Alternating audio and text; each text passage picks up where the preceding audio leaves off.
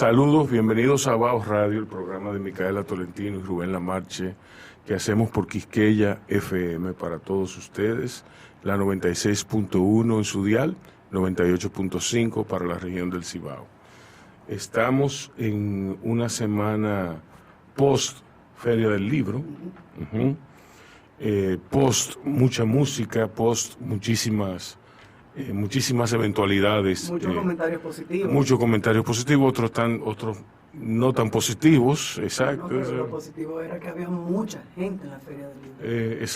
Exacto. Y la música estaba buenísima y los libros estaban bien, donde había libros, donde en otros tantos sitios no estaban disponibles, pero bueno, se dio la Feria del Libro, ya pasó.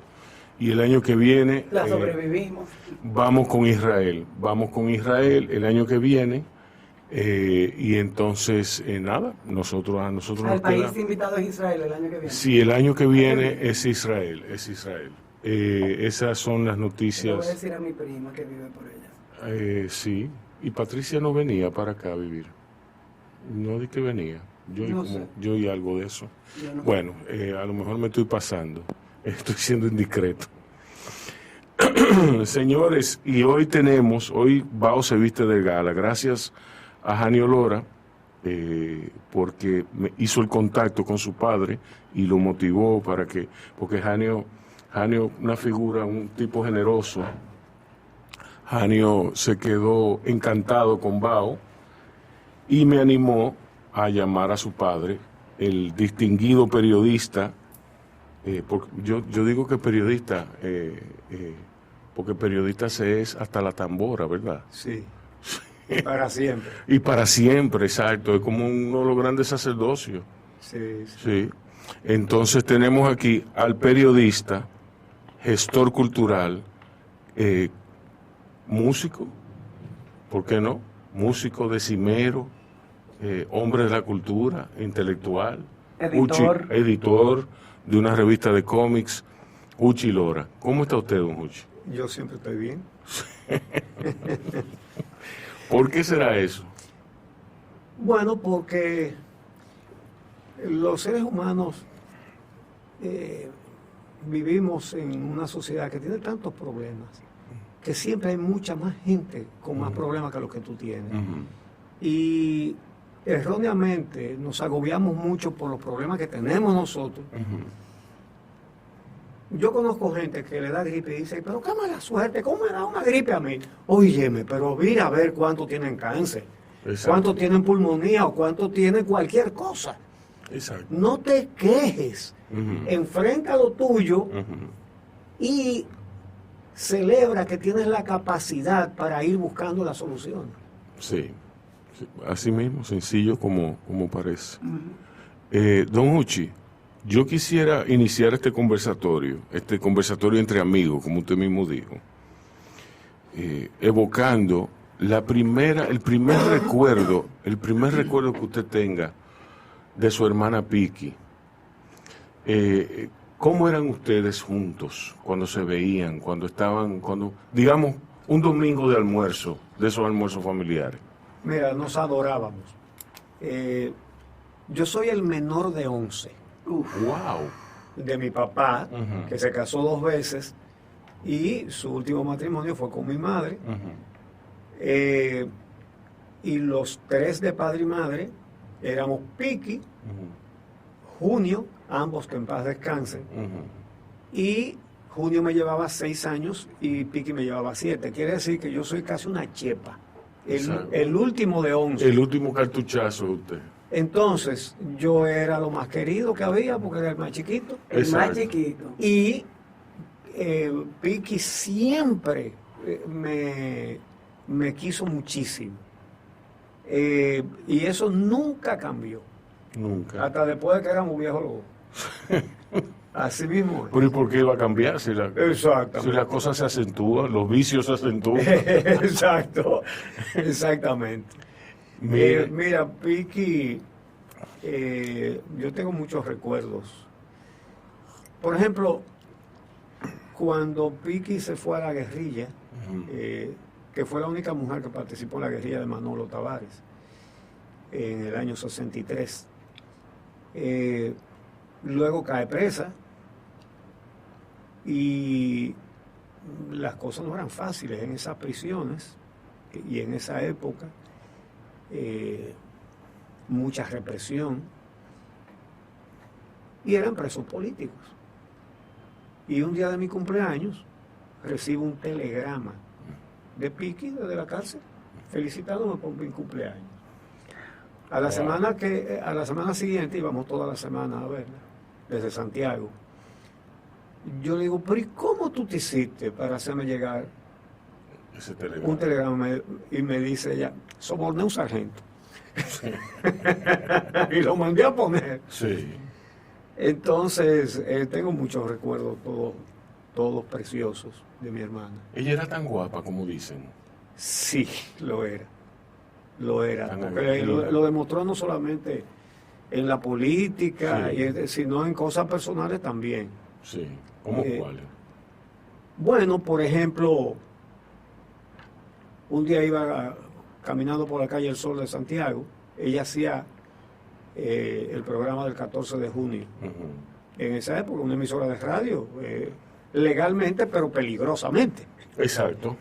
Y, En cualquier momento iban y los recogían a todos. claro, entonces ella va por la calzada en la calle El Sol saliendo del programa y un tipo le estaba mirando de mala manera, que venía caminando en dirección contra ella, sencillamente le dio una galleta. Y el hombre dice, ¿qué?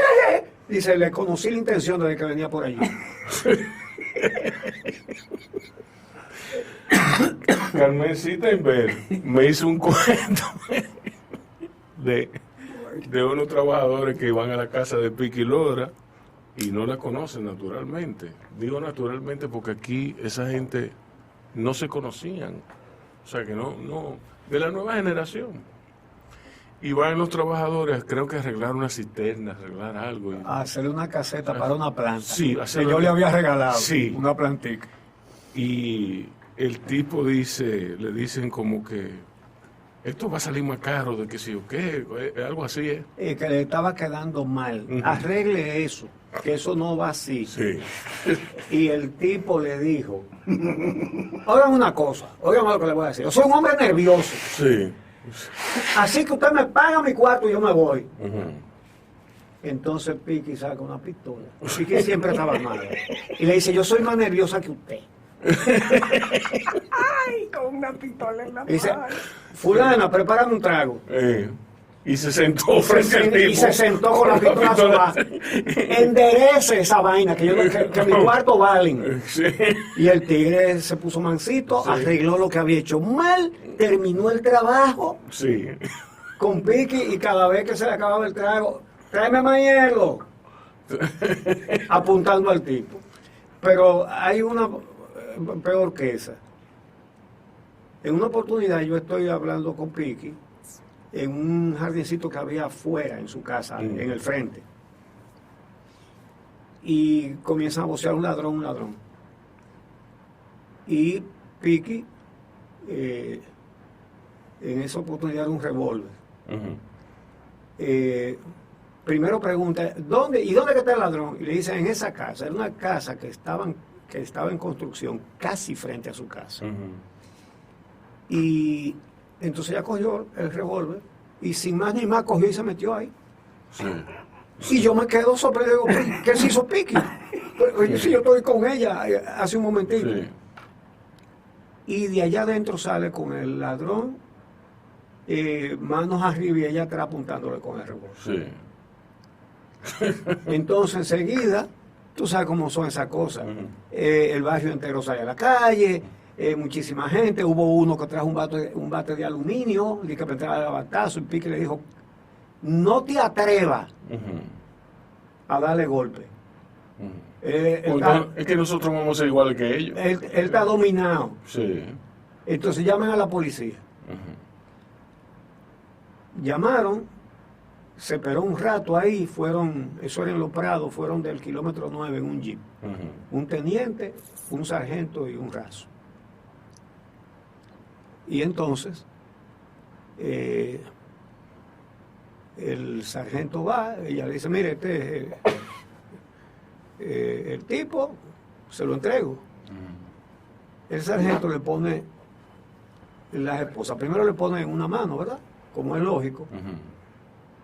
Bueno, se la puso en las dos manos. Entonces él dice, con mucha insolencia, mire, la esposa me están apretando. Y el teniente le dice, ¿cuál es la que te aprieta? Él le dijo la izquierda, y entonces cogió y le apretó la derecha. Sí. Entonces, lo sienta ya atrás en el jeep.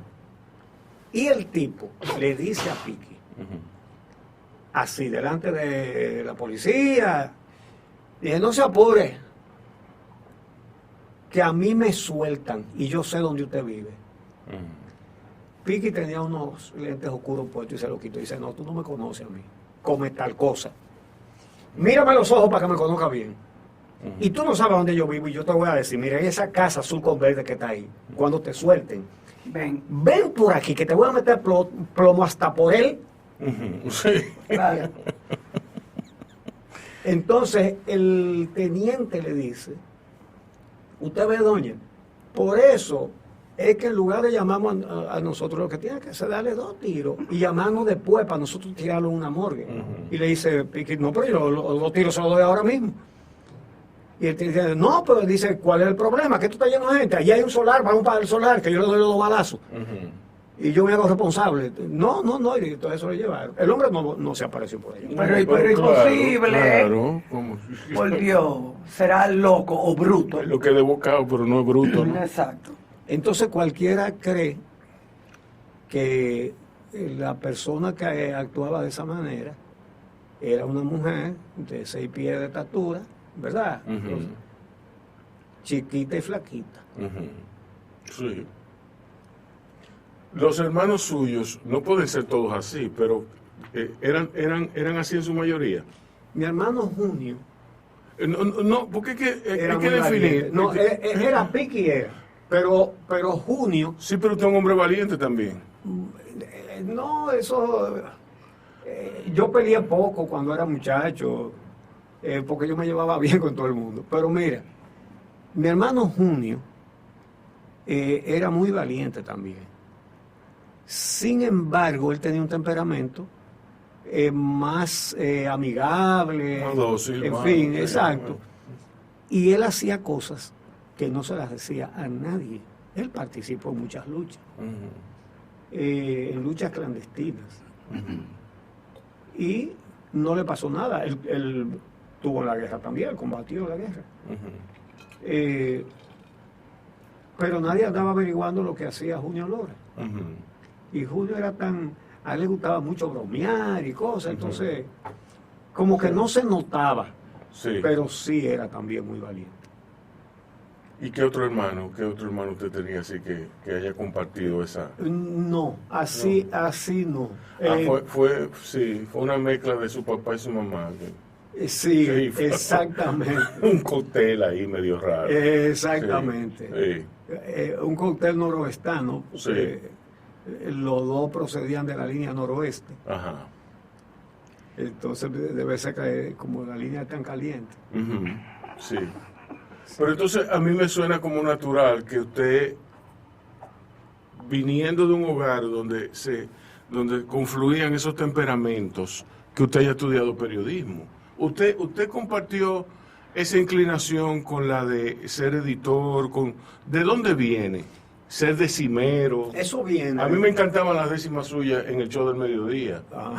Gracias. Sí. Mira, en mi casa, nosotros éramos una familia de clase media baja, ¿no? Casi pobre. Pero había 2 cosas que nos faltaban en mi casa. Lujo no había ninguno, pero no faltaba la comida y libros y publicaciones. En mi casa se compraban los periódicos, que eran 2 en esa época, El Caribe y La Nación, y todas las revistas que venían del extranjero. Bohemia de Cuba, Life en español, Selecciones, Sí. todo eso y yo leía mucho. Mi madre nos dio el hábito de la lectura, mamá era maestra. fue maestra de toda la vida, y Siempre. y de medio Santiago. Sí. Entonces, Casi siempre son las madres. sí, Sí. entonces, pero papá era poeta. Ah, bueno, ¿no? Ahí ya. Mi papá era un intelectual, además, era un hombre muy modesto, ¿Cómo se llamaban ellos? Armando Lora y Altagracia Iglesias. Ok. Entonces, nos acostumbramos a leer, en mi casa había muchos libros. Y a mí me llamaba la atención, yo devoraba todas esas revistas extranjeras, en fin. Y eso me gustó. Yo fundé mi primer periódico cuando yo tenía 8 años de edad. Wow. Bueno, El Martillazo sí. se llamaba, Sí. porque mi papá, regresando del trabajo, se topó con un carretillero Ujú. que le habían pagado para que botara una cantidad de cachivache viejo de una casa de por ahí. Y mi papá ve una máquina de escribir que debe ser de las primeras que llegaron a este país, Ujú. una Remington Ujú. de hierro, eso no sé, yo no lo podía levantar. Y mi papá, En una Remington 100, de la alta. Sí, sí. Comencé yo también. bueno, entonces,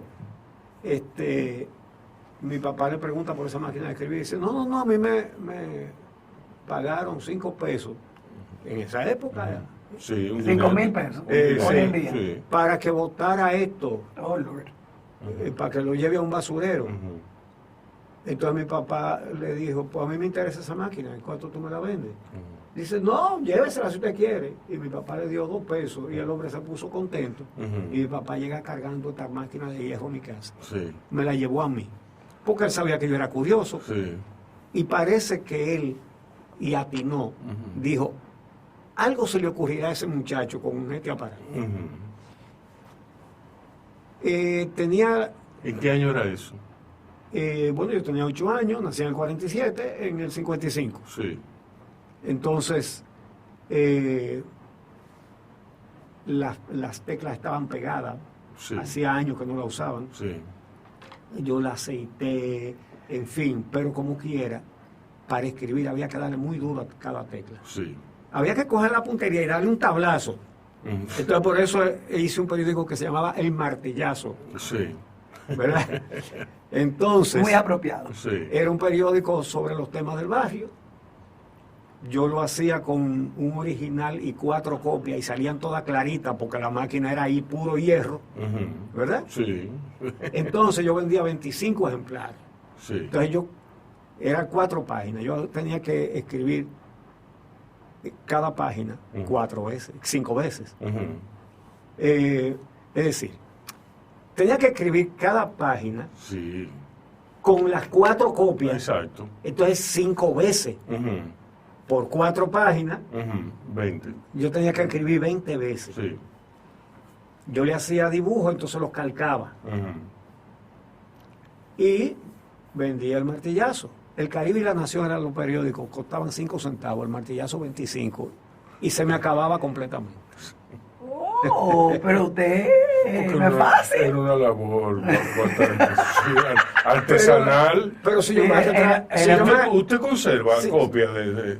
Yo no la conservo, Ya. pero hace muchos años, en una visita que hice al Archivo Histórico de Santiago, su fundador, que en paz descanse, don Román Franco, me sacó 2 ejemplares del Martillazo. Mira lo que tengo yo aquí. Y yo me quedé asombrado, y de eso hace décadas. Sí. Entonces, si yo duraba 2 días de retraso para sacar el Martillazo, la gente comenzaba a reclamar ¿qué pasa? ¿Dónde está el Martillazo? Sí. Vamos a una musiquita y regresamos en breve con Don Muchi. Seguimos con el martillazo de Don Muchi Lora. Sí, no, eso está buena esa anécdota. Pero yo hice Qué bueno, varios qué bueno. periódicos más, porque Sí. después me metí en el movimiento Scout. Yo fundé la tropa Jacuba de Santiago. Ujú. Y entonces hice una publicación, ya no para la tropa que yo fundé, sino para todo el movimiento Scout de Santiago, que se llamaba Revista de Actividades Scouts. Ujú. Ese era semanal también. Y ¿Y la hacía usted solo? Sí. Y cuando... Pero ya esa era moderna, esa era mimeógrafo. Exacto, sí. No, porque, y no tenía ayuda, no tenía un personal. No, hombre, eso lo hacía yo solo. Entonces, cuando entré al bachillerato, en el liceo secundario, hice otro periódico que se llamaba Chispa, sobre las actividades del colegio, del colegio, del liceo, y también funcionaba. Así que esa vocación yo la tuve clara desde el principio. Usted siempre supo lo que quería hacer. Sí. Wow, qué bien. Y entonces la actividad cultural, lo de las décimas le viene por su papá, claro. Sí. Las décimas ya no hay decimeros. Mira, hay algunos buenos, Sí. jóvenes, sí, que están surgiendo ahora. Yo estoy contento con eso. Hay unos cuantos muchachos que son buenos. Sí. Bueno, Altagracia Salazar tiene uno que... Sí. Que colabora con él. Sí.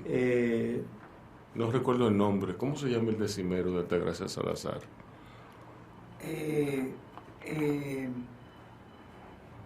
No recuerdo, pero sí, yo lo puedo buscar. Que ella vive corrigiéndolo en el aire.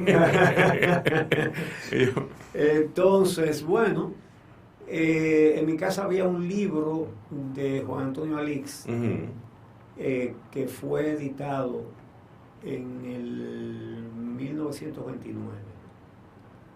Alix murió en el 11 o en el 14. Sí. Entonces, fue una recopilación que se publicó en el 29 y ese libro estaba en mi casa, yo lo tengo. Sí. Entonces, a mí me encantó esa forma de escribir. Entonces, a veces me ponía a leerla y a comentarla con mi papá.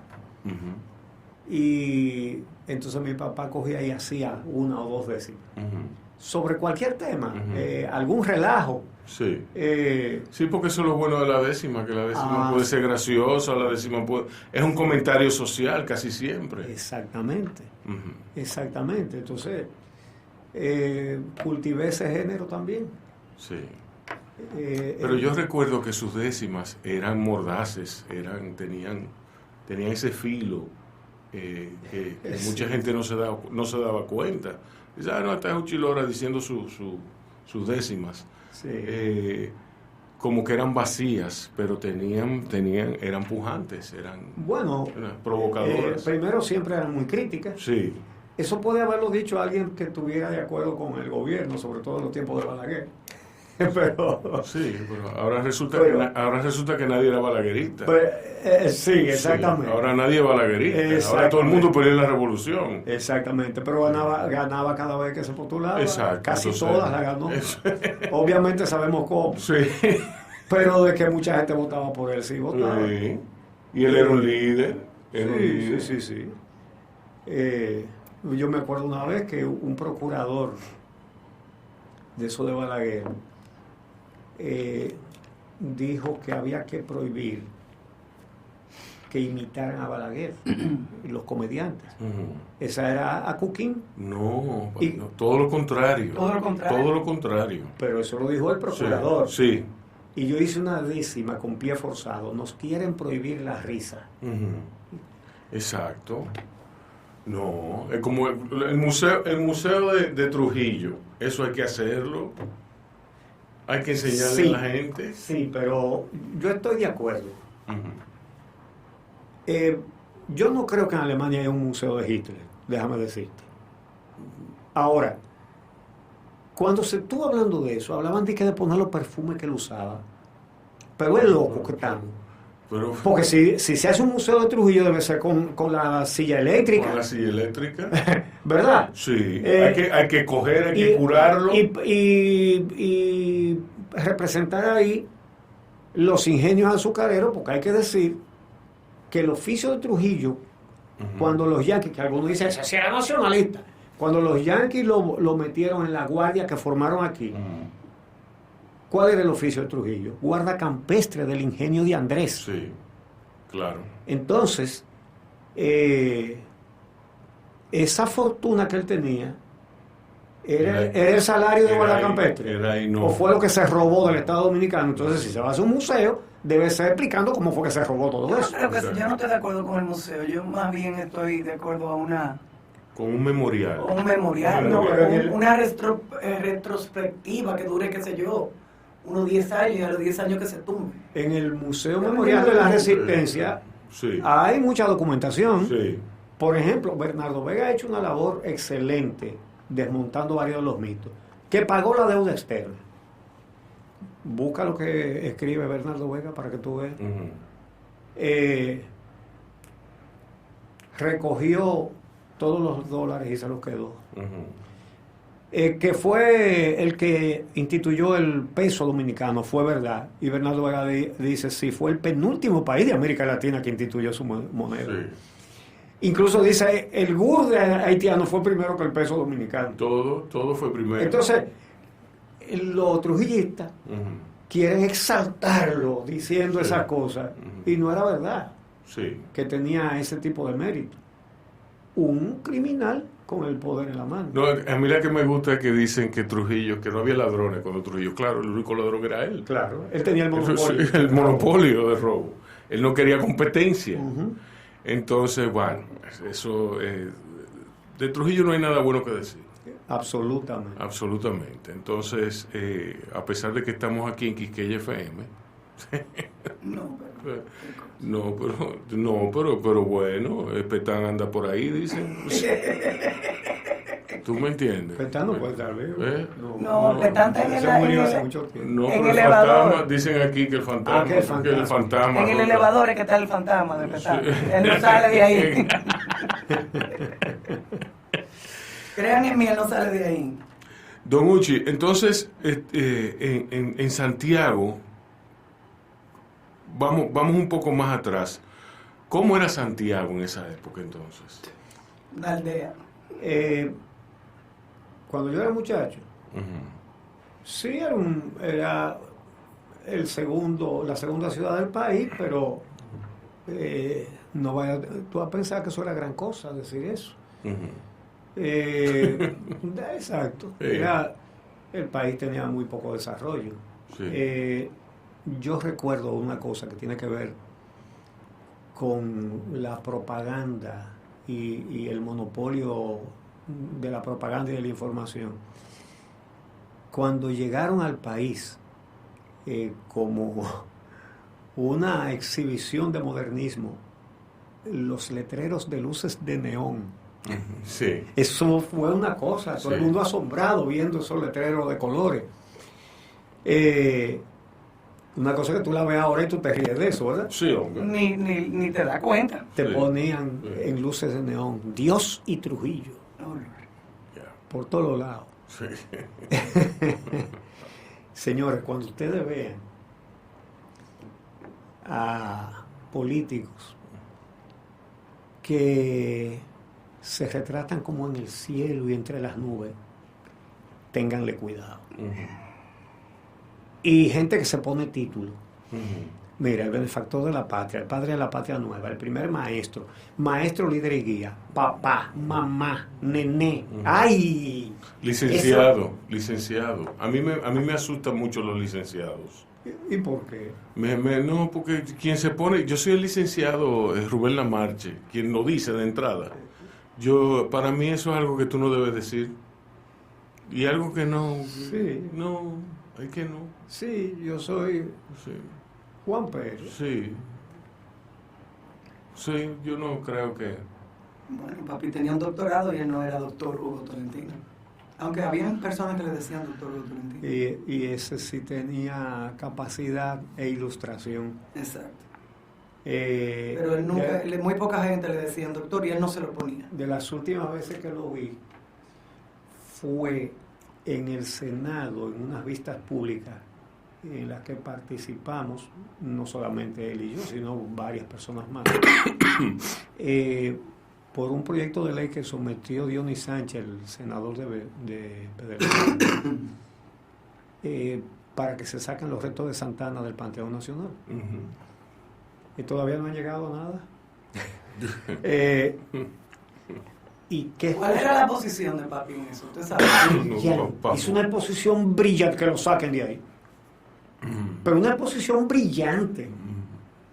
Y me llamó la atención que los que defendían que se quede los restos de Santana en el Panteón Nacional eran casi todos, menos uno de los que estaban ahí, historiadores militares, guardias. Eso a mí me asombra, que hay un historiador militar. Hay varios. Sí, hay varios, sí. Bueno, pero dejémoslo ahí, porque no me planteen el tema militar. Bueno, vamos a una musiquita y exacto. regresamos con otro tema un poquito más interesante. Sí. Con un sobrino Uh-huh. que era hermano de Sánchez. Lo fusiló, a él le gustaba fusilar familia. A Antonio Duvergé lo fusiló con un hijo de Duvergé. Y Duvergé solamente pidió que lo fusilaran a él de último y a su hijo primero, para que su hijo no pasara por el dolor de verlo fusilar a él. Entonces Santana dijo, pues hágalo al revés de lo que él quiere.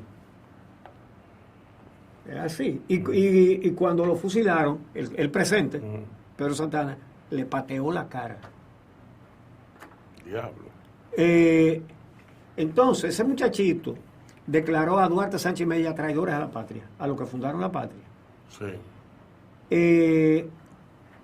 Prácticamente todos los trinitarios los encarceló a los tres tuvieron presos. Uh-huh. Desterró a Duarte. Sí. Después desterró a la familia entera de Duarte. Hay que ver la carta que le manda a doña Manuela Díez, diciéndole una cantidad de insultos.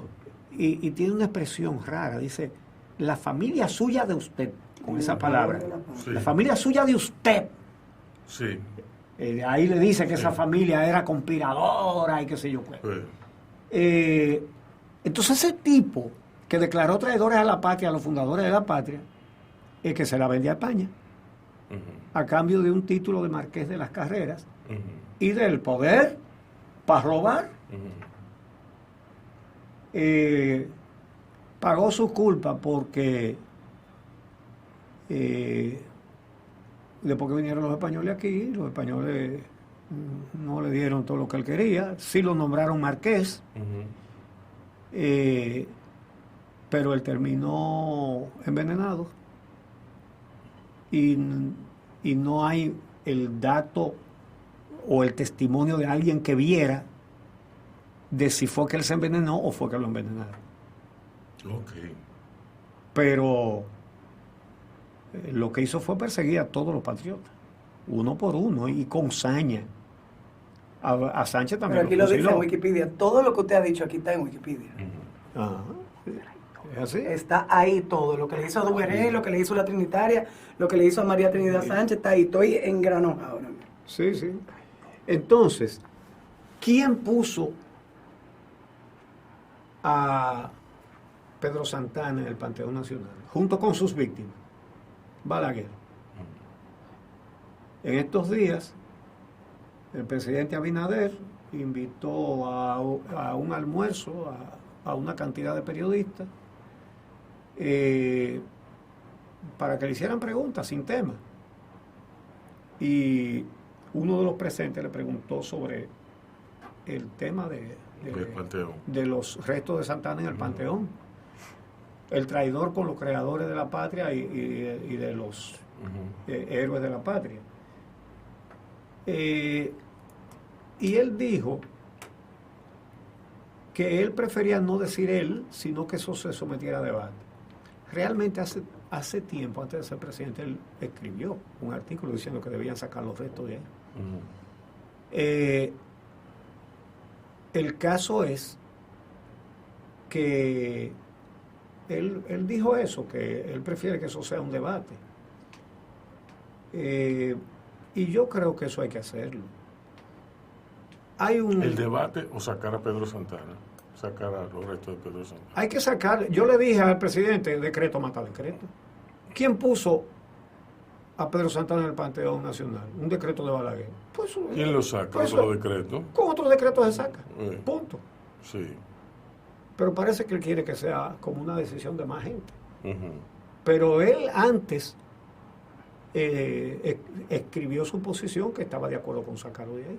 Ujú. Y se debe sacar de ahí. Eso es un insulto a todos los dominicanos. Ujú. Sí. Don Uchi, entonces usted estudió periodismo formalmente. Sí, en la UAS. ¿Dónde? En la UAS. Sí. ¿Usted viene en qué año para acá? En el 66. En el 66. Sí. Óyeme, pero no es que En el medio del... no es que el universo conspiraba, no, es que En el medio del tornado. Mira, y en ese mismo año comencé a ejercer profesionalmente. sí. Tuve muchísimo trabajo para inscribirme en la UAS porque acababa de pasar la guerra Sí. y los certificados de bachiller no aparecían. Oh, Lord. No el mío, no, los de nadie. Sí. No se podía conseguir un certificado de bachiller porque había un desorden. Ujú. Y Qué raro. sí. Ujú. Recuerda, la guerra del 65. Ujú. En el 66 todavía eso no estaba. Ujú. Entonces, siempre le agradeceré al doctor Freddy Gatón Arce, que era el director de la Escuela de Periodismo de la UAS, porque yo vine e insistí, yo dije, bueno, pero yo no puedo traer certificado porque no hay certificado. Y yo quiero estudiar, no me pueden decir que no. Ujú. Y Freddy Gatón Arce dijo, mira, el solo hecho de que tú has venido de Santiago para estudiar aquí, yo comienzo a asistir a clase. Eso fue ya, la clase tenían un mes que habían comenzado. Ujú. Me dice, yo te autorizo a que, y eso lo arreglaremos en el camino, de la manera que sea. Ujú. El día del último examen de ese primer, eran semestre cuando eso,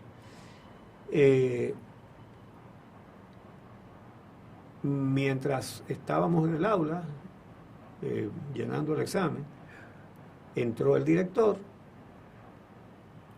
que ya era en ese momento director del periódico El Nacional, que acababa de salir el 11 de septiembre de 1966. Entonces él era el director de la Escuela de Periodismo y era el director del Nacional. Entonces ese último día, él entra al aula y me dice, nada más se dirigió a mí, me dijo, cuando termines del examen, pasa por mi oficina. Yo dije, me bromé. Pensé yo, eso es que no me pueden inscribir. Pero cuando fui, entonces me dijo, mira, el decano te quiere ver. Digo, se puso peor la cosa. El decano era Antonio Avelino. Sí. Y cuando vamos, lo que hace el decano es felicitarme por los reportes que me dijo que le habían dado mis profesores. Incluido el director, que también era profesor. Bueno, ahí yo respiré, Sí. pero no me dijo nada de la inscripción. Entonces, cuando salimos, Freddy Gatón Arce me dijo, tú estás inscrito y tú pasaste. No habían dado nota. Era el día del último examen. Nadie sabía cuánto había sacado en nada. Entonces, me dijo, y efectivamente, como te dijo el decano, todos los profesores han dado buenos reportes tuyos. Entonces, era viernes. Me dice, ¿y tú te vas mañana para Santiago? Él sabía que yo me iba todos los fines de semana. Yo dije, sí. Me dice, no, tú no vas para Santiago mañana. Mañana tú comienzas a trabajar en el Nacional. Yeah. Eso es como que tú estés jugando aquí amateur con el equipo de Salchichón Cami y te diga, mira, prepara tu bulto que vas a jugar con los Yankees mañana. Sí. Exacto. ¿Y cuáles eran sus compañeros?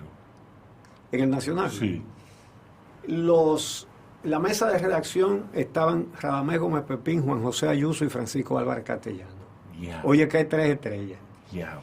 Y los otros periodistas eran Miguel Hernández, Miguel Ángel Prestol, Clara Leila Alfonso, Brinela Fernández, Luis Fernández.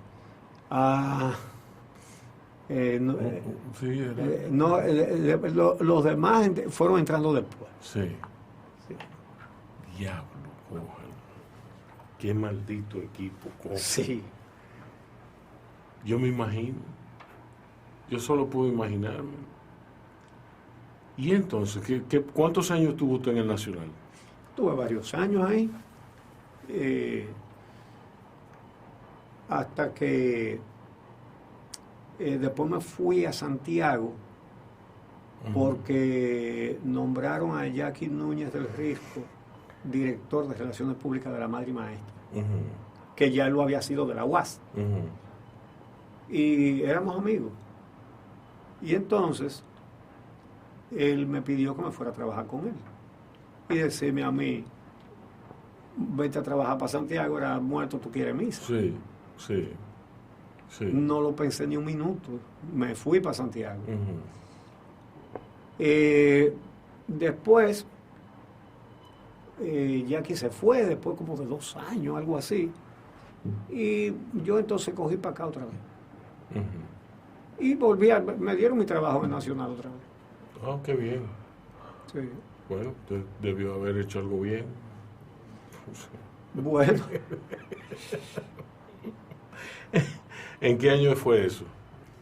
Eso fue, déjame ver si 70. me acuerdo. ¿Hasta qué año tuvo usted en el Nacional? A mí me da trabajo calcular alguna cosa. Sí. Déjame ver, porque eso, yo comencé en el Nacional el 5 de noviembre del 66. Entonces me fui a Santiago en el 68, fue como en el 70, sí. Sí. Que yo vine. Sí. Qué bien. En ese año nací yo. Ya tú sabes. Yo no estaba ni planeado.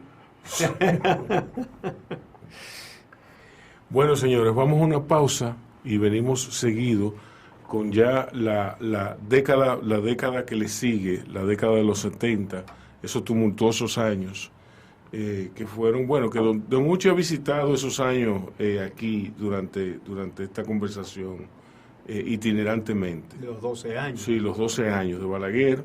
¿Y los otros 10? Exacto, y los otros 10. Bao sigue y venimos seguido. Aquí estamos de regreso en Bao Radio con don Uchi Lora. Rubén. Entonces, los 70. Dios mío, Balaguer. Ay, me Sí. encanta. Balaguer, persecuciones, amenazas, Sí. asesinatos políticos, Sí, sí, sí. destierros. Eso fue esa época. Y yo trabajaba en el Nacional, que era un periódico que no, Calientísimo. que no andaba con rodeos. No, sí. Cuando yo te conté que entré al Nacional, el Nacional lo que tenía era, no había cumplido 2 meses. Y ya se destacaba porque decía las cosas que no decían los periódicos que existían. Denunciaba los crímenes, los atropellos, la corrupción y todo eso. Entonces, los estudiantes de periodismo en la UAS, Lo utilizaban como un texto. sí, Sí. y veíamos Sí. en el Nacional la aspiración de trabajar en un periódico así, Exacto. que arrastró a los grandes, que no decían esas cosas y tuvieron que comenzar a decir algunas cositas, porque era que entonces se notaba. Sí.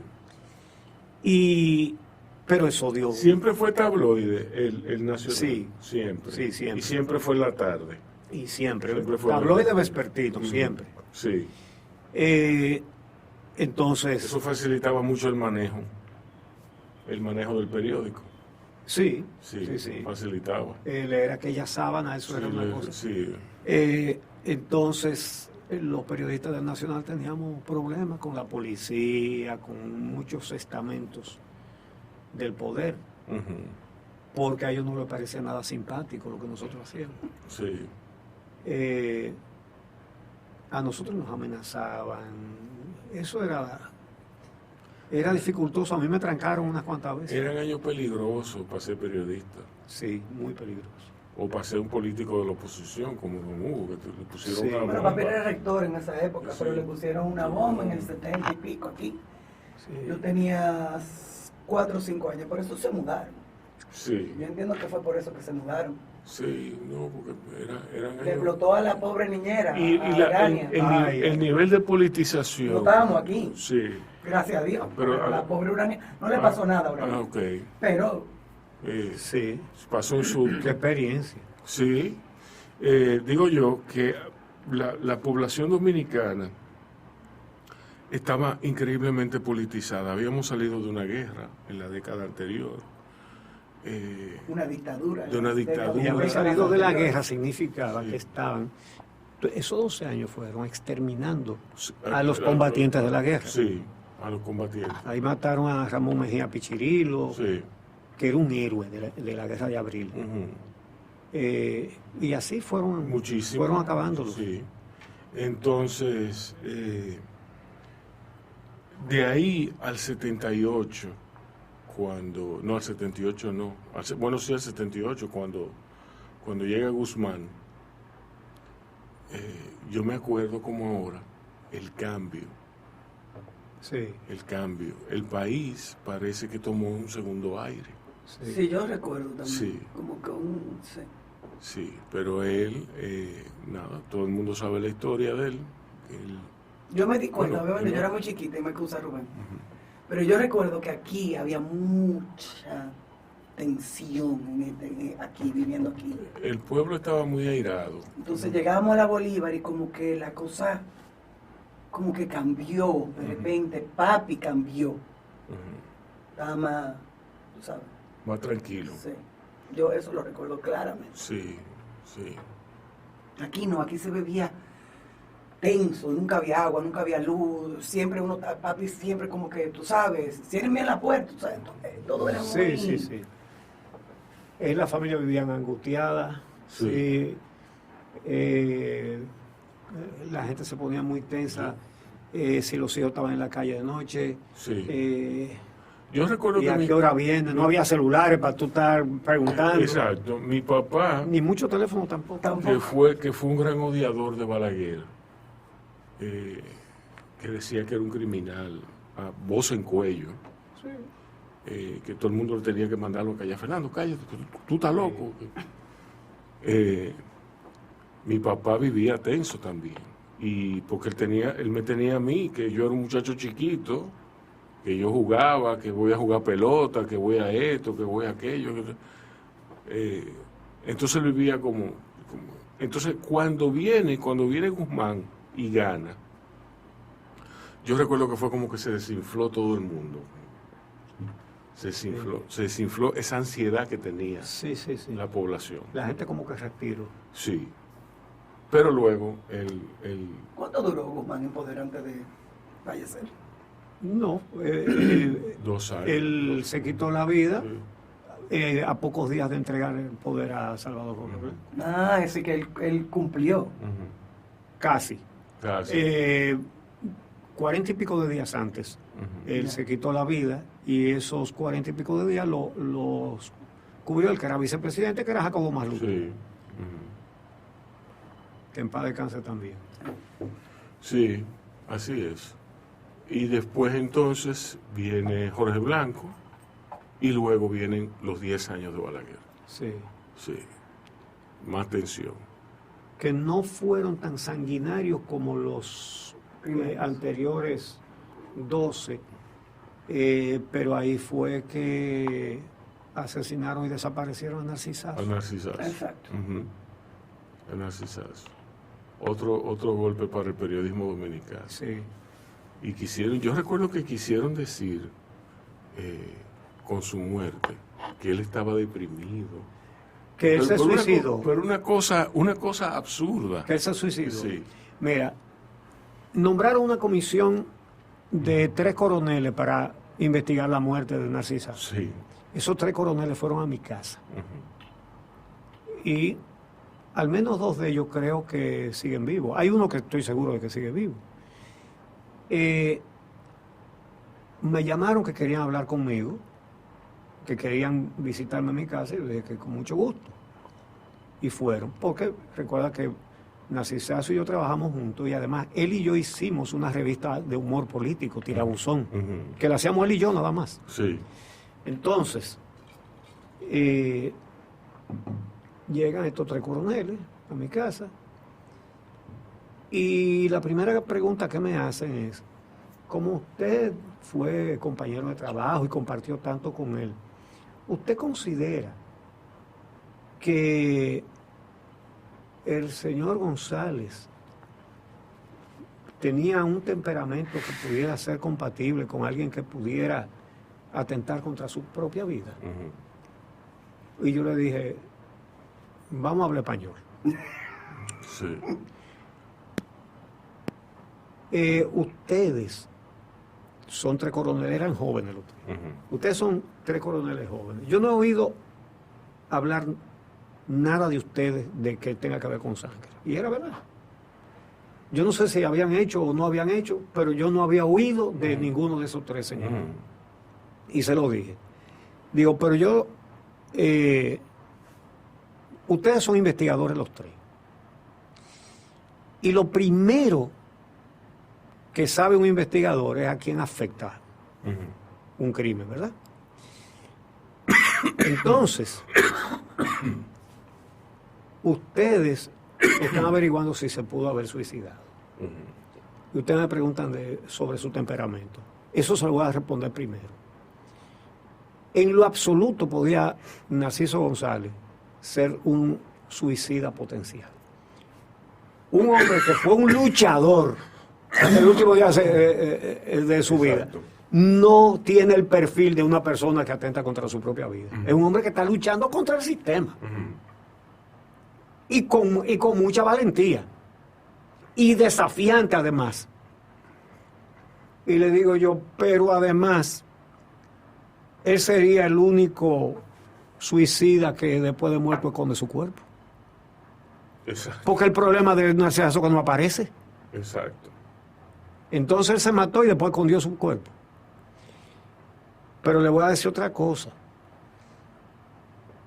Ustedes no se han preguntado por qué a ustedes, que son coroneles, los nombran para investigar el caso cuando los principales sospechosos son generales.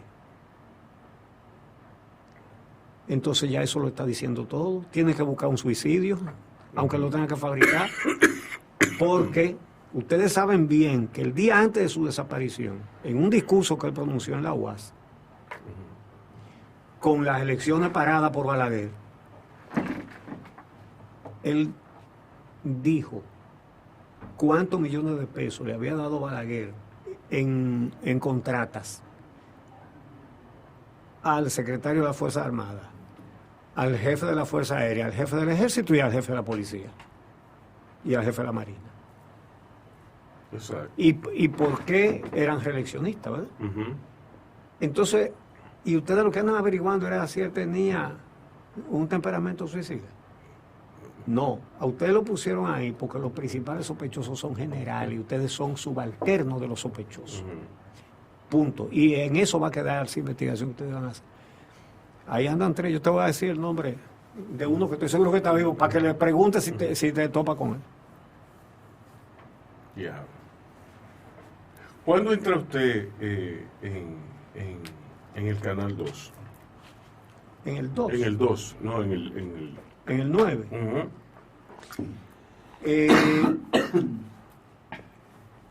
Yo fui a Santiago porque se me ocurrió hacer un proyecto de un periódico que valiera la pena. Sí. Lo hice, pero yo nada más aporté la organización, las ideas y el trabajo, y el periódico iba muy bien, pero lo que pusieron el dinero, quisieron que yo pusiera el periódico al servicio de la candidatura de Jorge Blanco.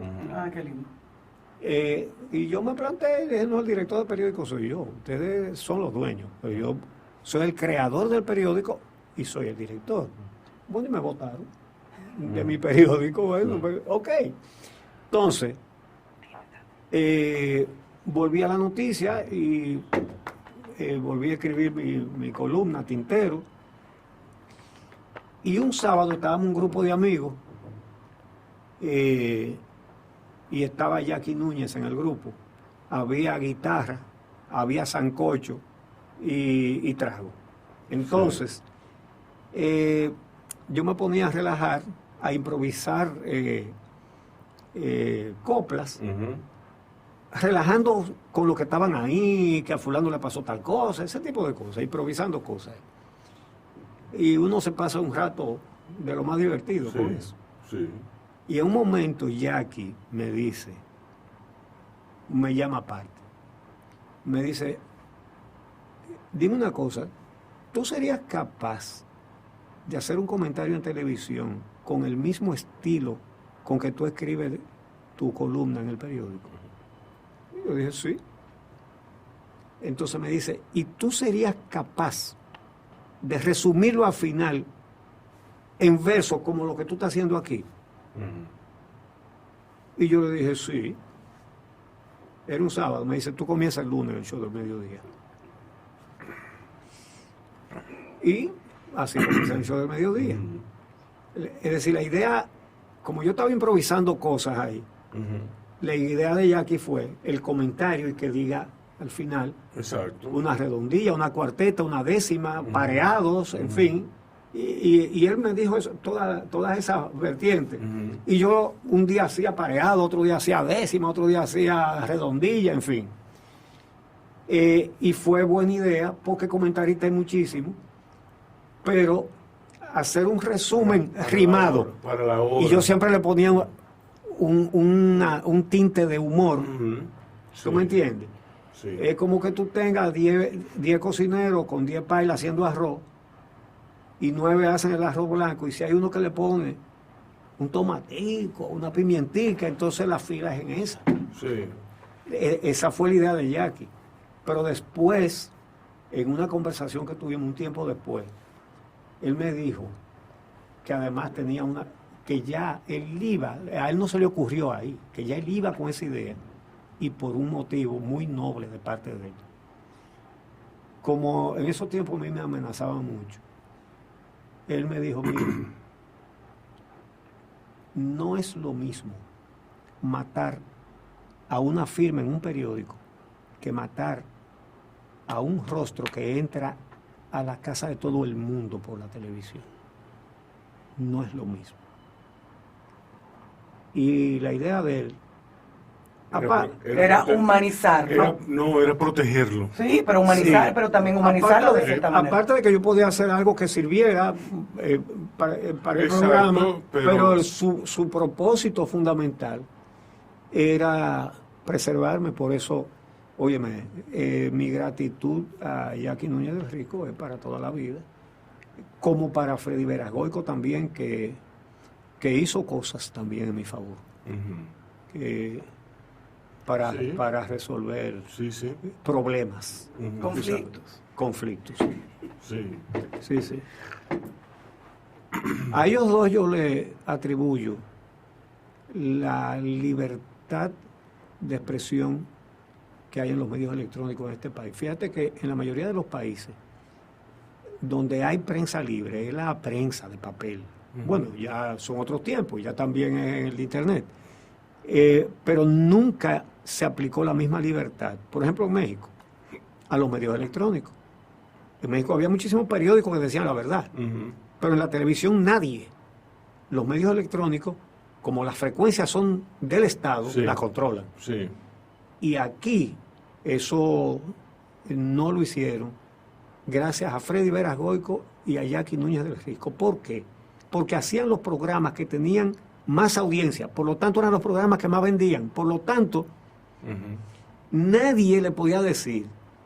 Y bueno, y José Augusto estaba de acuerdo también con que ellos... No es que ellos pusieron de moda José Augusto Tomén. el gran presupuesto publicitario. Eso es. El gran presupuesto. Eso es. Entonces, ¿qué pasa?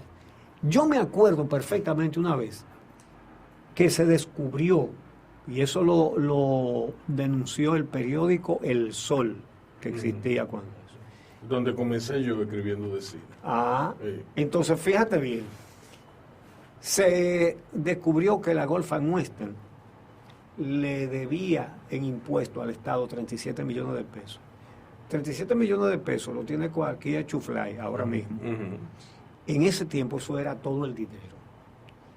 Ujú. Y fue un escándalo que la Gulf and Western no le paga impuestos al gobierno. Sí. Entonces, yo hice un comentario Ujú. en el show del mediodía y Jackie hizo un pronunciamiento, pero un pronunciamiento. Pero en el show del mediodía había un anuncio de la Gulf and Western. Sí. Y el anuncio lo quitaron, lo mandaron a quitar ese mismo día. Ujú.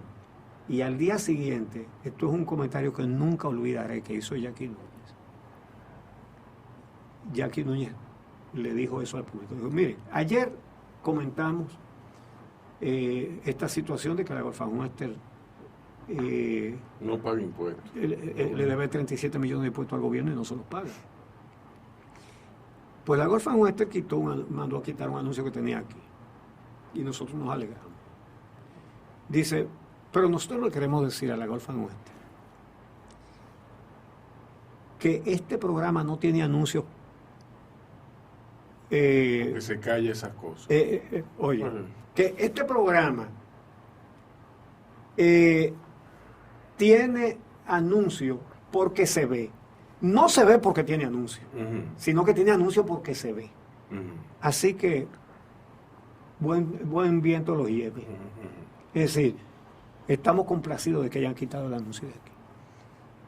Para mí eso fue un momento fundamental de la libertad de expresión en los medios electrónicos de este país.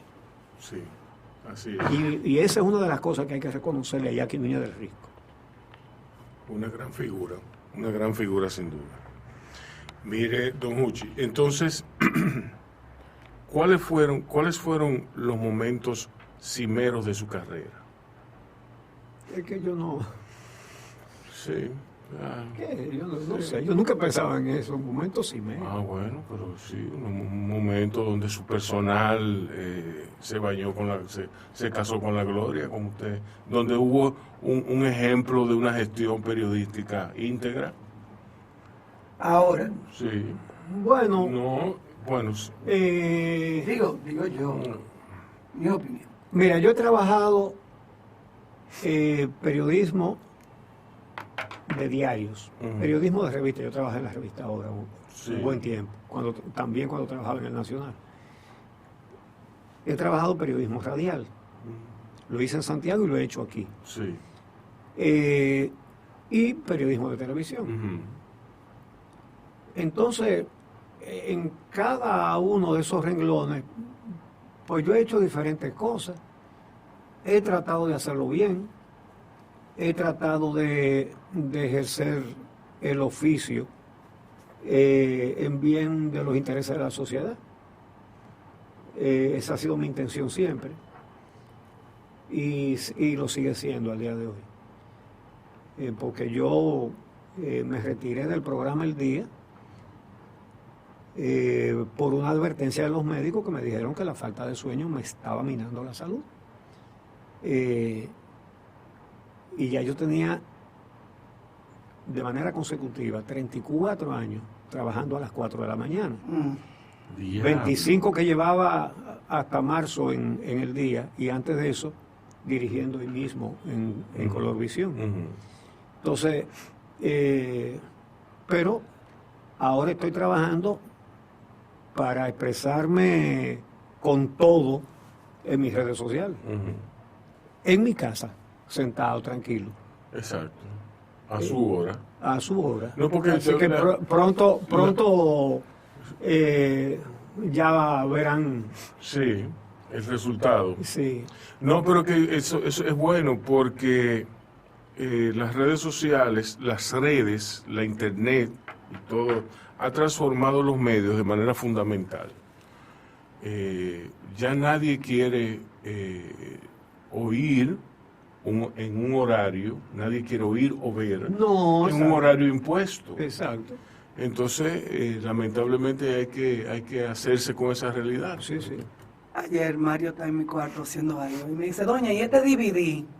¿Usted lo está usando? Y le digo yo, llévate eso de aquí, por Dios, mi hijo. Eso está obsoleto ya. Sí. Pensando en todo lo que uno tiene en sus manos para ver que ya uno no necesita ningún tipo de... Exacto, exacto. Una cosa increíble. Bueno, pero Micaela quería, yo voy a mandar a comprar tal película. Y yo, tú la buscaste en Apple TV. Sí, Sí. me mató. La me- buscó. Yo voy para Nueva York ahorita y yo, Rubén, tengo que ir a un CD store, un DVD store que voy a buscar Auntie Mame, una película de hace muchos años que la quería. Y él me mira como que yo era loca. Sí. Así mismito me miró. Me dice, pero tú la has buscado en Apple TV. Y yo, en Apple TV me dicen, Apple TV lo tiene en todo. Si no la alquila, la vas a comprar. Muchacho, la compré, la tengo ahí para que cuando yo quiera Sí, verla. exacto. Mira, Increíble. Y no la he visto, entonces lo bueno del caso, don Muchi. Ajá. No la he visto, porque Es como así. está ahí, Es así. ya la tengo. Es así. sí, sí. Es así.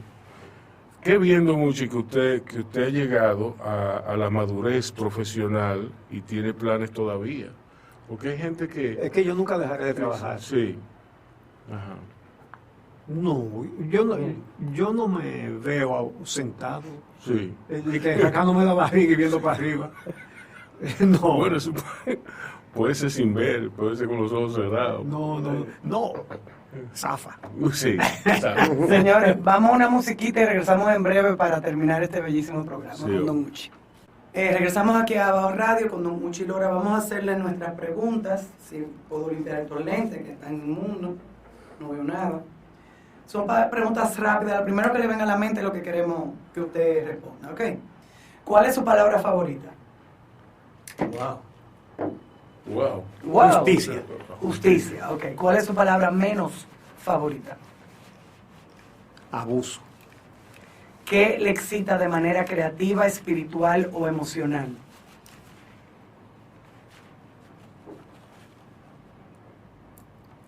¿Qué me excita de manera? Creativa, espiritual o emocional.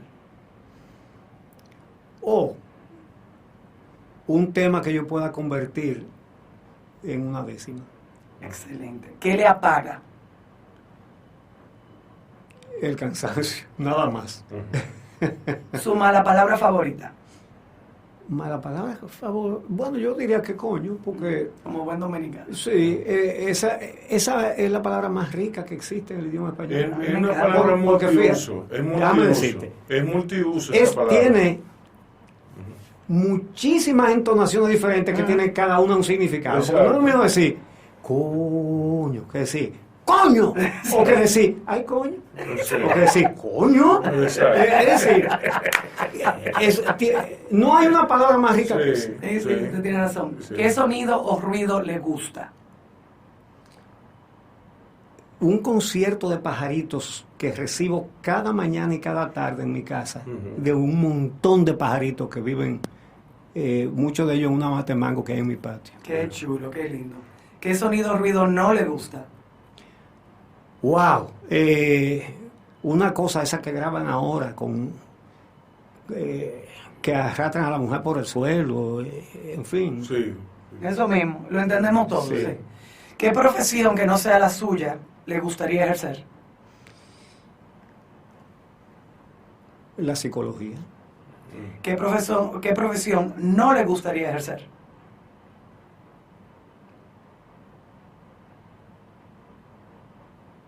¡Wow! La de carnicero. ¿Qué signo es usted? Yo no le hago caso a eso, pero yo nací el 7 de mayo. Estoy casi cumpliendo años este sábado. Qué bien. ¿Él es Tauro o Géminis? Ahora lo buscamos. Felicidades. Creo que es Tauro. Sí, Sí. usted sabe que es un Tauro. Yo debe tener muchas películas favoritas, pero denos una película favorita suya. Ay, santísimo, porque eso es difícil, porque son tantas. Pero digo cualquiera. Yo te voy a decir, yo lo voy a decir. Todos los hombres del presidente. Ah, sí, ese es muy bueno. Sí. Es muy buena. Obviamente usted lee. ¿Qué está leyendo ahora mismo? Comparta un libro que esté leyendo.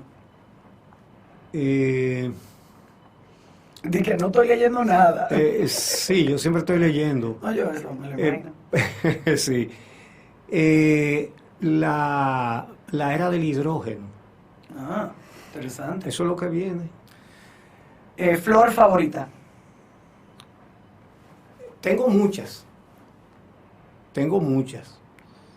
Pero, ¿cómo que se llama? La trinitaria. Color favorito. El azul. Si tienes diseñador de moda favorito. No, eso... Yo ni estoy enterado de quiénes son ni nada de eso. Artista plástico o visual. Ah, bueno, hay muchos. Mira, ahí está Cestero. Mira, son muchos. Hay uno que ya se fue, Coquito Peña, que me encanta el estilo con el que él pintó siempre. Bueno, y siendo de Santiago, Giorgi Morel, siempre hay. Sí, que me acuerdo muy, muy bien de él. ¿Sabes que Giorgi Morel tocaba violín? Sí. Y cuando yo iba al liceo secundario tenía que pasar por el frente de su casa. Él vivía en una esquina de la calle El Sol. Y yo pasaba por ahí. Y a veces, cuando pasaba, él estaba tocando el violín y yo lo veía desde la calle. Sí. Me paraba un ratico a oírlo tocando. Sí. Wow. Qué bien. ¿Parte favorita de la República Dominicana? La Cordillera Central. ¿Ciudad o país favorito? Bueno, ciudad, Santiago, y país favorito el mío. Okay. Pero hay muchos países preciosos. Canadá, Suecia, hay muchos países interesantes. ¿Plato favorito? Tengo mucho también, porque mi esposa es muy creativa. Ella hace una guinea a la fresa. Uf. Eso no tiene madre. Ajá. Mira la cara de este hombre. Hace un pato en salsa de mango, que eso no tiene abuela. Pues mire, tenemos que invitar a este hombre tenemos que invitar a la mujer de él. Claro. A la mujer de él. Ella nos tiene que invitar a nosotros. Exacto. Y por último, ¿qué le inspira? Me inspira... Mis nietos me inspiran. Y me hacen sentir mucha alegría y mucha felicidad ver a esos niños. Porque esa es la reproducción de uno creciendo ahí. Exacto. Así es. Exacto. Bueno, señores, Rubén, hemos llegado a este bello programa. Muchísimas gracias por haber estado aquí. Muchas gracias por haberme invitado a una conversación con tantas preguntas interesantes. Señores, atento a Don Uchi, que él va a seguir trabajando, así que vamos a seguirlo y a estar atentos a lo que viene por ahí con él ahora. Rubén, cuidémonos. Muchas gracias. Señores, recuérdense que hay que cuidarse, que por ahí posiblemente hay un rebrote. Hay un rebrote, así que vamos a cuidarnos. Y digo el autor del libro La Era del Hidrógeno, porque les recomiendo que lo lean. Ajá. Eso es muy importante. Sí. Es la energía que viene. Sí. Jerome Rifkin. Jerome Rifkin. Ya lo saben. Ya lo saben entonces. Bueno, hasta luego.